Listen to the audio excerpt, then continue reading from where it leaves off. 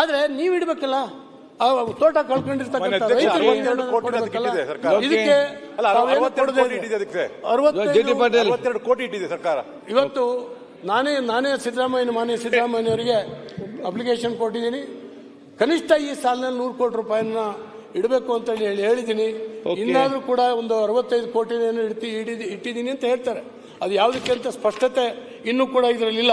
ಆದ್ರಿಂದ ಇದರಲ್ಲಿ ಒಂದು ವಿಶೇಷವಾಗಿ ಕ್ರಮ ವಹಿಸಬೇಕು.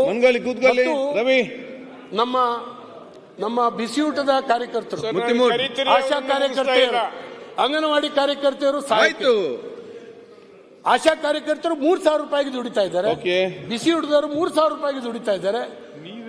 ಇವರಿಗೆ ನೀವು ಹೇಳಿದ್ರಿ, ಆಶ್ವಾಸನೆ ಕೊಟ್ಟಿದ್ರಿ, ಹೋಗಿ 6ನೇ ಗ್ಯಾರಂಟಿ ಕೊಡ್ತೀವಿ ನಿಮ್ಗೆ ಅಂತ ಎಲ್ಲರಿಗೂ ಹೇಳಿದ 6ನೇ ಗ್ಯಾರಂಟಿ ಅಂತ.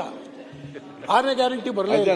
ಇವತ್ತು ನಿಮ್ ಕಡೆ ನೋಡ್ತಾ ಇದ್ದಾರೆ, ಅವ್ರನ್ನ ಈ ರೀತಿ ದುಡಿಸ್ಕೊಂಡ್ಬಾರ್ದು. ಮಿನಿಮಮ್ ವೇಜಸ್ ಅನ್ನ ಅವ್ರಿಗೆ ಕೊಡ್ಬೇಕು. ಇವತ್ತು ಹೋರಾಟಗಳನ್ನು ಮಾಡ್ತಾ ಇದ್ದಾರೆ. ಆದ್ರಿಂದ ಕೊಡಬೇಕು ಅಂತ ಹೇಳಿ ನಾನು ಈ ಸಂದರ್ಭದಲ್ಲಿ ವಿನಂತಿ ಮಾಡ್ಕೊಂಡು, ಬಹಳಷ್ಟು ಮಾತನಾಡ್ಲಿಕ್ಕಿದ್ರೂ ಕೂಡ ಸಮಯದ ಒಂದು ಇದಕ್ಕಾಗಿ ತಮಗೆ ಕಷ್ಟ ಕೊಡಬಾರದು ಅಂತ ಹೇಳಿ ನಾನು ಇಲ್ಲಿಗೆ ಮುಗಿಸ್ತಾ ಇದ್ದೀನಿ. ಧನ್ಯವಾದ. ಕೊಟ್ಟು ಜೆ.ಟಿ. ಪಾಟೀಲ್, ಸನ್ಮಾನ್ಯ ಸಭಾಧ್ಯಕ್ಷರೇ, ಎಲ್ಲರಿಗೆ ಸಮಯಾವಕಾಶ ಸಿಗ್ತದೆ. ರಾತ್ರಿ 12 ಗಂಟೆ ಆದ್ರೂ ಯಾರು ಹೋಗ್ಬೇಡಿ, ಇಲ್ಲೇ ಕೂತ್ಕೊಳ್ಳಿ.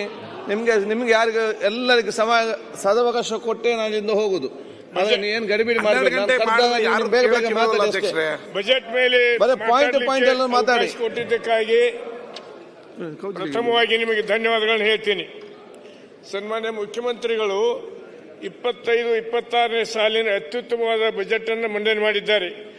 ಅವರಿಗೆ ನಾನು ತುಂಬ ಧನ್ಯವಾದಗಳನ್ನು ಹೇಳ್ತೇನೆ. ಆಮೇಲೆ 16 ಬಜೆಟ್ಗಳನ್ನು ಮಂಡಿಸೋದ್ರ ಜೊತೆಗೆ ಅತ್ಯಂತ ದೊಡ್ಡದಾದಂಥ 4,09,00,000 ಬೃಹತ್ ಬಜೆಟ್ ಮಂಡಿಸಿದ್ದಾರೆ. ಕರ್ನಾಟಕದ ಇತಿಹಾಸವನ್ನು ಸೃಷ್ಟಿ ಮಾಡಿದಂಥ ಮುಖ್ಯಮಂತ್ರಿಗಳಿಗೆ ಧನ್ಯವಾದಗಳನ್ನು ಹೇಳ್ತೀನಿ.